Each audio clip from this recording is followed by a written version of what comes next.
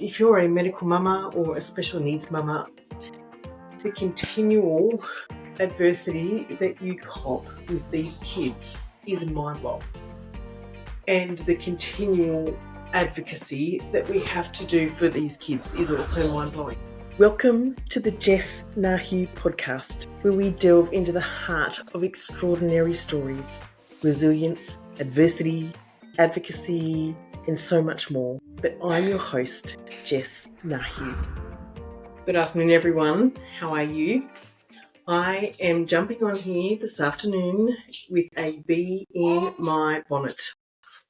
This is something to do with my son, Hawaiiki, and the adversity and the continual advocating for him and his needs is just shocking.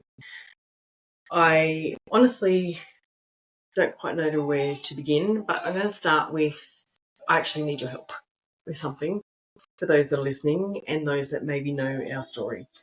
So Hawaiki last year was meant to start a drug that is for little people. So he has dwarfism.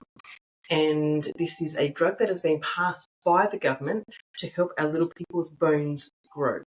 So whilst this is not for height, this is for medical impact that it can have on them.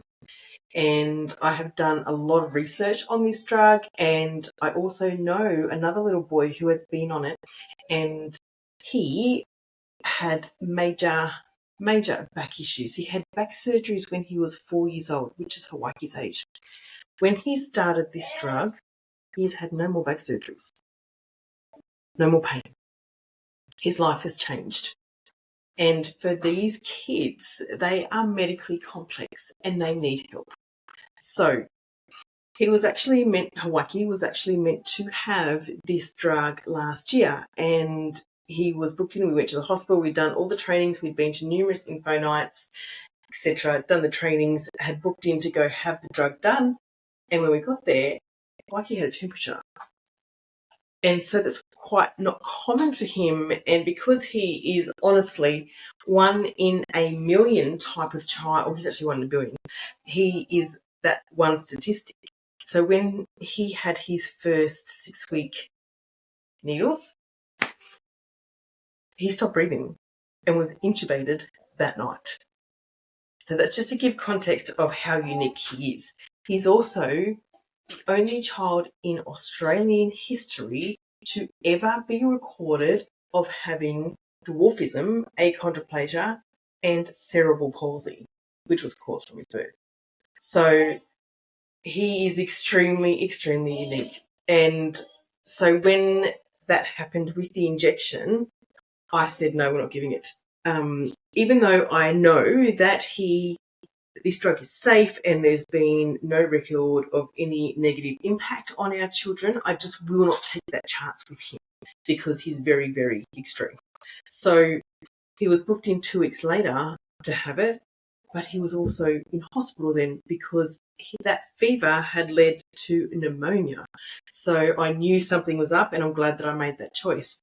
So we've been waiting this year for the phone call for us to be booked in again of when he can go and have this injection. And what I've just found out today is that the government has pulled funding from the hospital to not create this clinic. And so what was needed was this injection for these kids. They need special care. They need to have a team of a clinic inside a hospital that can do all the measurements, monitoring, understanding the changes and what's going on within the child, because we can't just go and have this drug and that's it.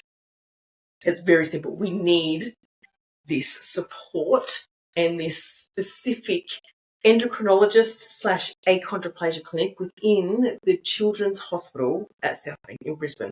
So the Children's Hospital was given funding for 6 months to have this clinic, and they've now stopped because they didn't see enough activity. So with our little people, it's also the fact that it's a somewhat rare condition. It is 1 in 25 to 40,000 kids have this condition. So it's not your everyday child that has this. But there wasn't enough activity. And what that says to me is that these medically complex children are not deserving of the medical care like every other human being gets. That's not on. This is simply not on. And it is not good enough of what the government in Australia and the Queensland Health Minister has now gone and done. So what I'm asking you is, if you can contact me, you can comment on this podcast, or you can contact me on Instagram at either Maternal Grounding or Little Superheroes. We have 2 accounts, and what I'm asking is if you could write a letter to your MP. I will write the letter, the text. All you need to do is copy and paste it, but you will just need to Google search. Say if you live in Ormo, you would Google search Ormo MP email address. That will bring up the email address for you, and you just put that email address in and then copy and paste the email that I will send you to send to them, because what we need movement on this in ASAP. If you know my boy, he has been through a lot, and this drug was a little bit more hope for him to have a better life. So yeah, I'm asking for your help. If you are in Australia, if you can help me with this to make movement, let's be the change for these special kids. And it just goes to show that if you're a medical mama or a special needs mama, the continual adversity that you cop with these kids is mind-blowing. And the continual advocacy that we have to do for these kids is also mind-blowing.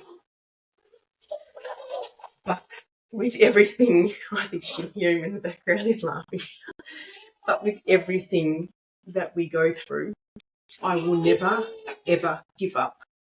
And I will continually fight for these kids till the end of my days, because they deserve it, just like every other human being deserves medical contingency, medical support, medical everything that they may need in their lifetime.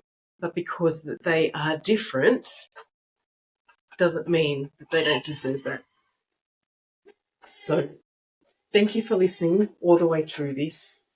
Thank you for your continual support.